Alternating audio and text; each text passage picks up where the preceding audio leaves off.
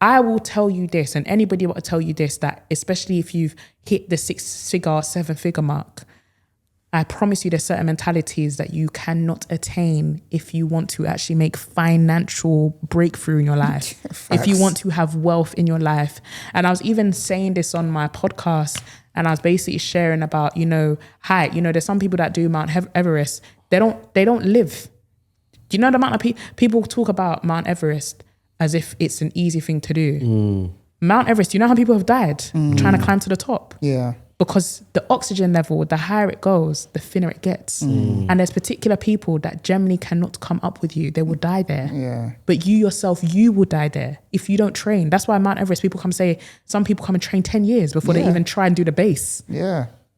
Because there's a training, and you have to also think about that spiritually and mentally. There's a particular training that you need to have in order for you to scale to 6 figures or scale to 7 figures, 8 figures, whatever that is for you.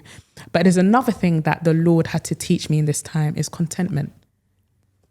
Facts. Because we live in a generation that suffers with gluttony. Yeah.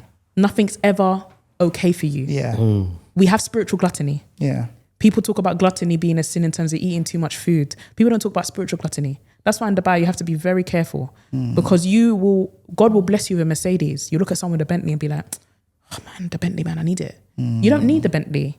You need to go from A to B. The Mercedes is good enough for you. Facts. The Mercedes is good enough for you. Facts. But because you have gluttony, you're for me, I've got a Hublot on, and then I may look at the Rolex and be like, man, I need a Rolex. I need a Rolex tomorrow.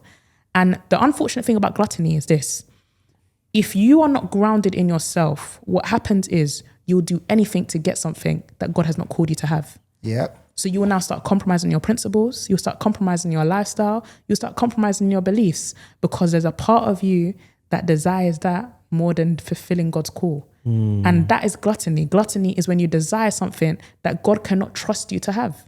And the fall of man is